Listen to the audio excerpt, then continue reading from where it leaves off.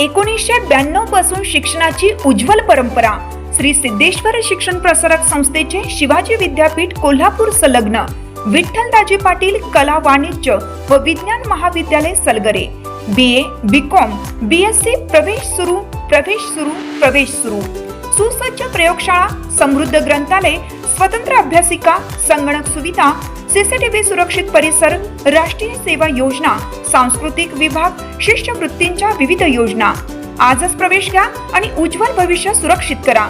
विठ्ठलदाजी पाटील कला वाणिज्य व विज्ञान महाविद्यालय सलगरे तालुका मिरज जिल्हा सांगली।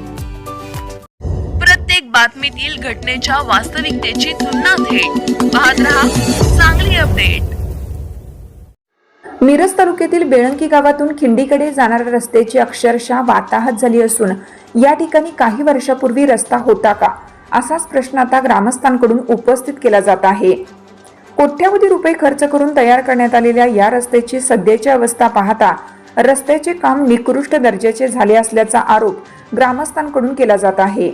बेळंकी ते खिंड या मार्गावरून क्रेशरची अवजड वाहने मोठ्या प्रमाणात ये-जा करत असल्याने रस्त्याची अवस्था दिवसेंदिवस बिकट होत असल्याचे ग्रामस्थांचे म्हणणे आहे।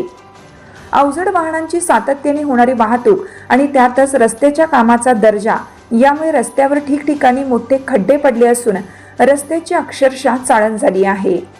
काही ठिकाणी रस्त्याचा पृष्ठभाग उखडला असून वाहन चालकांना मोठ्या अडचणींचा सामना करावा लागतोय। विशेष म्हणजे या रस्त्याचे काम काही वर्षापूर्वीच करण्यात आलं होतं, त्यामुळे एवढ्या कमी कालावधीत रस्त्याची झालेली दुरावस्था पाहून ग्रामस्थांमध्ये आश्चर्य व्यक्त होत आहे।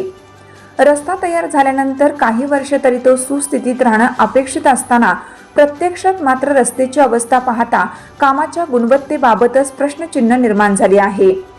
या रस्त्याच्या कामाला सुरुवातीपासूनच अनेक अडचणींचा सामना करावा लागत होता। काम सुरू असतानाच रस्त्याच्या गुणवत्तेबाबत आणि कामाच्या पद्धतीबाबत ग्रामस्थांकडून आक्षेप घेण्यात आले होते। काही प्रसंगी ग्रामस्थांनी रस्त्याचे काम अडवून आपला विरोधही व्यक्त केला होता। त्यानंतर संबंधितांकडून वेळोवेळी तोडगा काढण्याचे प्रयत्न करण्यात आले आणि अखेर रस्त्याचे काम पूर्ण करण्यात आले। मात्र रस्ता पूर्ण झाल्यानंतर काही वर्षातच त्याची झालेली दुरावस्था पाहता त्यावेळी ग्रामस्थांनी केलेला विरोध योग्य होता की काय अशी चर्चा आता सुरू झाली आहे। या रस्त्याच्या कामासाठी मोठ्या प्रमाणात निधी खर्च करण्यात आल्याचे सांगितले जात असताना प्रत्यक्षात रस्त्याची अवस्था मात्र अत्यंत खराब आहे।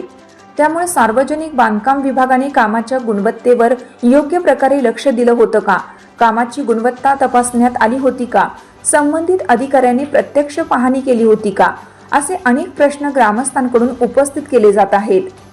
सुरेश भाऊ खाडे यांच्या वतीने या कामासाठी कोट्यावधी रुपयांच्या निधीचा उल्लेख केला जात असताना एवढा मोठा निधी खर्च होऊनही रस्त्याची अशी अवस्था का झाली असा सवाल ग्रामस्थांकडून उपस्थित केला जात आहे।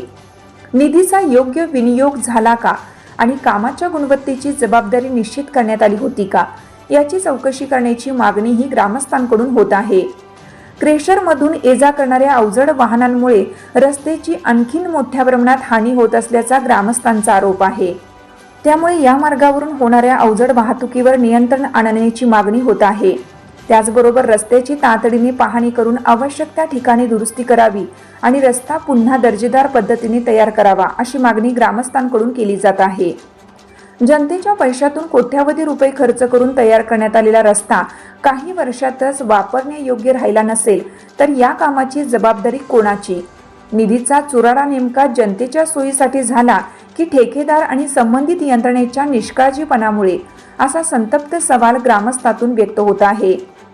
संबंधित सार्वजनिक बांधकाम विभागाने या रस्त्याची तातडीने पाहणी करून कामाच्या गुणवत्तेची चौकशी करावी, रस्त्याच्या दुरावस्थेला कारणीभूत ठरणाऱ्या बाबींची तपासणी करावी आणि आवश्यक ती कार्यवाही करावी अशी मागणी ग्रामस्थांकडून जोर धरत आहे।